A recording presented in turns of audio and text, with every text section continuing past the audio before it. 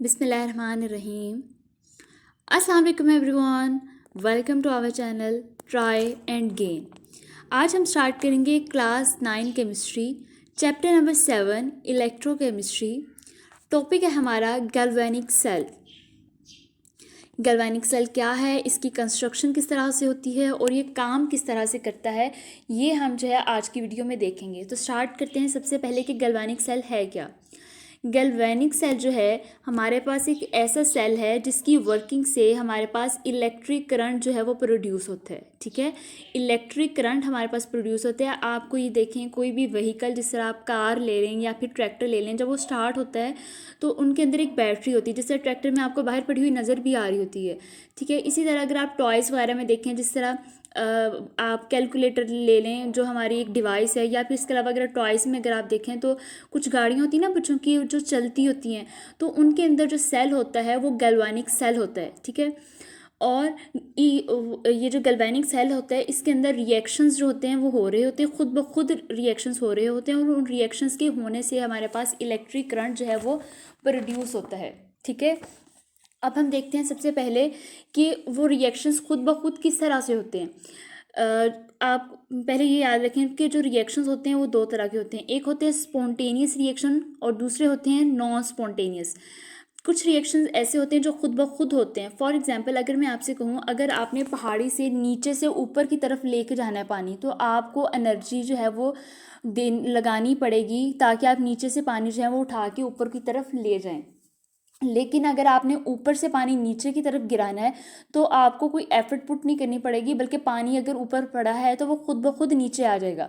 ठीक है, यानी एक ऐसा काम जो खुद ब खुद हो रहा है, एक ऐसा रिएक्शन जो खुद ब खुद हो रहा है, उसको हम कहेंगे स्पॉन्टेनियस। और जो एक ऐसा रिएक्शन जिसको करवाने के लिए आपको एनर्जी देनी पड़े, उसको हम कहते हैं नॉन स्पॉन्टेनियस। अगर कैंडल एक जल रही है, ठीक है, अगर एक कैंडल जल रही है तो आपने एक दफ़ा उसको जो है वो जला दिया। ठीक है, मतलब आपने माचिस की तीली से एक दफ़ा उसको जला दिया, वो खुद ब खुद जलती रहेगी, आपको बार बार उसे जलाने की ज़रूरत नहीं है, यानी अब वो खुद ब खुद अपना काम करेगी। तो ये वाला रिएक्शन जो है ये स्पॉन्टेनियस है। लेकिन अगर आपने उसको बुझाना है तो आपको एनर्जी जो है वो देनी पड़ेगी।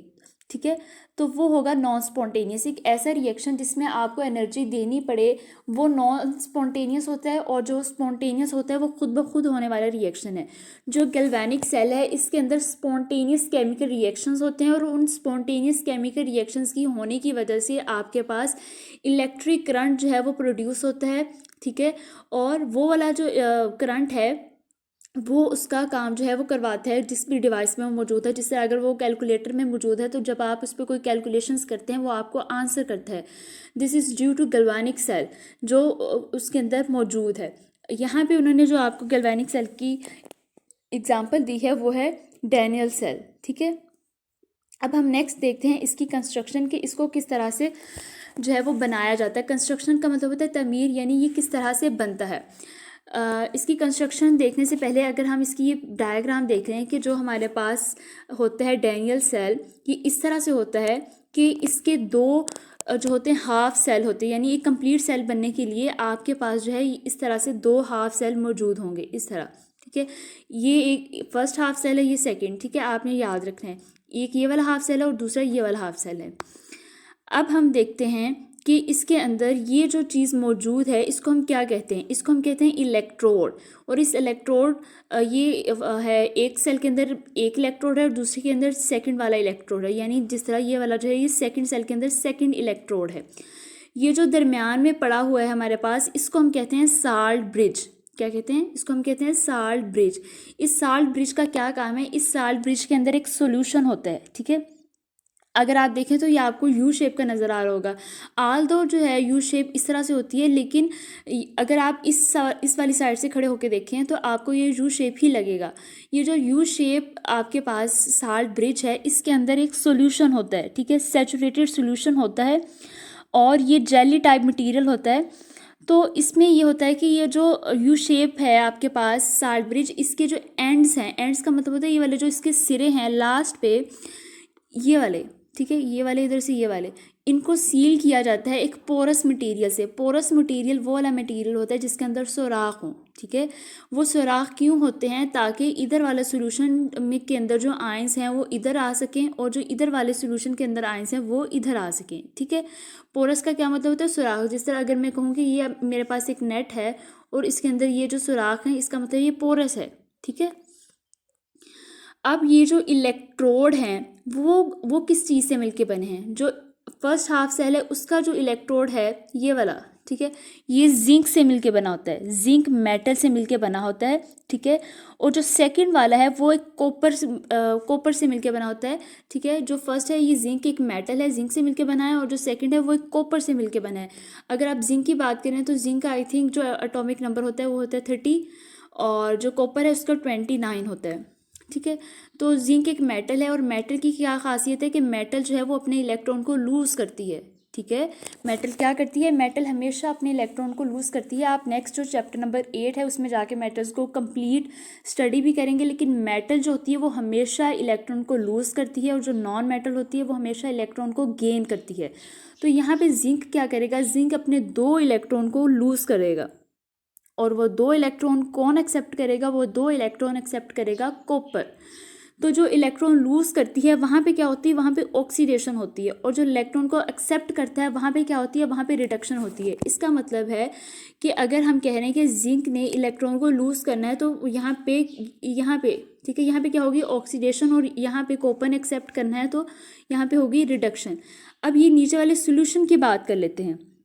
ये जो नीचे वाला सोल्यूशन है जिसके अंदर ये वाला इलेक्ट्रॉन को डिप है, भिगोया हुआ है, तो ये वाला जो सोल्यूशन है, जो फर्स्ट सेल है जिसके अंदर जिंक वाला इलेक्ट्रोड मौजूद है, तो वो किस सोल्यूशन के अंदर मौजूद है? वो जिंक सल्फेट के सोल्यूशन में मौजूद है। और जो सेकंड वाला इलेक्ट्रोड है जिसको हम कॉपर का कह रहे हैं, वो जिस सोल्यूशन के अंदर मौजूद है उसको हम कहते हैं कॉपर सल्फेट सोल्यूशन, ठीक है। उसे हम क्या कहते हैं? उसे हम कहते हैं कॉपर सल्फेट सोल्यूशन।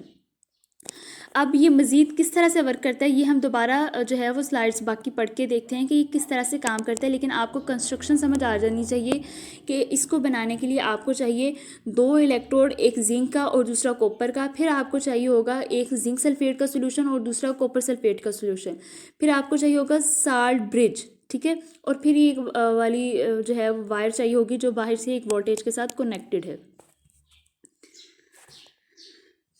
अच्छा जी, अब हम देखते हैं इसकी construction. A galvanic cell consist of 2 cell each called as half cell. दोनों को हम क्या कहते हैं? Half cell.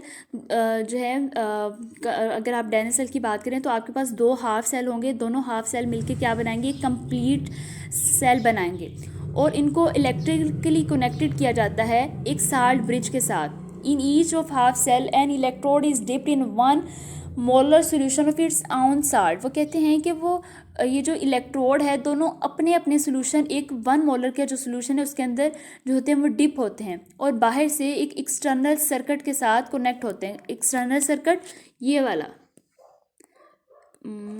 एक मिनट, ये वाला, ये जो बाहर वायर आपको नज़र आ रही है ना जो इस तरह से यूँ है, इसको हम कहते हैं एक्सटर्नल सर्किट। इसके साथ ये दोनों कनेक्टेड है। नेक्स्ट है कि इसकी कंस्ट्रक्शन किस तरह से है कि जो लेफ्ट हाफ सेल है उसके अंदर एक इलेक्ट्रोड होता है जिसको हम कहते हैं जिंक मेटल का बना हुआ इलेक्ट्रोड, और वो डिप होता है 1 molar solution of zinc sulphate. और जो दूसरा है उसके अंदर कॉपर का इलेक्ट्रोड होता है, और वो किस सोल्यूशन के अंदर डिप होता है? वो कॉपर सल्फेट के सोल्यूशन के अंदर डिप होता है। और एक साल्ट ब्रिज का यू शेप का एक ग्लास ट्यूब होती है जिसको हम साल्ट ब्रिज कहते हैं, ठीक है। यू शेप मतलब यूँ, ठीक है। और ये सैचुरेटेड सोल्यूशन इसके अंदर होता है, और of strong electrolyte supported in a jelly type material. वो ये कह रहे हैं कि ये जो यू शेप अगर आप देखें ये थोड़ा इस तरह से है मटेरियल, यानी थोड़ा मोटा है इस तरह से। तो इसके अंदर जो सोल्यूशन होता है इस यू शेप के अंदर, वो उसकी बात बता रहे हैं आपको, ठीक है। The end of U shape are sealed with a porous material like glass wool. वो ये कह रहे हैं कि इसका जो एंड्स होते हैं ये पोरस होते हैं। पोरस उसके अंदर सुराख होते हैं। सुराख इसलिए होते हैं, इसका फंक्शन ये होता है कि साल्ट ब्रिज क्या करता है, ये आयंस को, दोनों सोल्यूशन के आयंस को इधर वाले सोल्यूशन के आयन को इधर, ठीक है, और इधर वाले को इधर जो है वो ट्रांसफ़र करते हैं ताकि दोनों के अंदर जो है वो बैलेंस रहे, आयंस को माइग्रेट करवाते हैं। नेक्स्ट है इसकी वर्किंग, ये काम किस तरह से करता है। तो काम इसकी ये होगा कि जो हमारे पास फर्स्ट हाफ सेल है जिसके अंदर जिंक का इलेक्ट्रोड मौजूद है वहाँ पे ऑक्सीडेशन होगी, और वहाँ से इलेक्ट्रॉन्स जो हैं वो रिमूव होंगे, यानी वहाँ पे जो जिंक है वहाँ पे कैटाइंस बनेंगे, और जो हमारे पास सेकंड हाफ सेल है जिसके अंदर कॉपर का एक इलेक्ट्रोड मौजूद है, कॉपर सल्फेट सॉल्यूशन वाला, वो कॉपर क्या करेगा, वो उन इलेक्ट्रॉन को एक्सेप्ट करेगा। ठीक है, वो इन इलेक्ट्रॉन को एक्सेप्ट करेगा और क्या बनाएगा, वो एनायन बनाएगा कॉपर। अब मैं दोबारा आपको पिक्चर से जो है वो समझा देती हूँ कि ये जो कॉपर है जिंक है, सॉरी, जिंक ने क्या करना है, 2 इलेक्ट्रॉन को लूज़ कर देना है।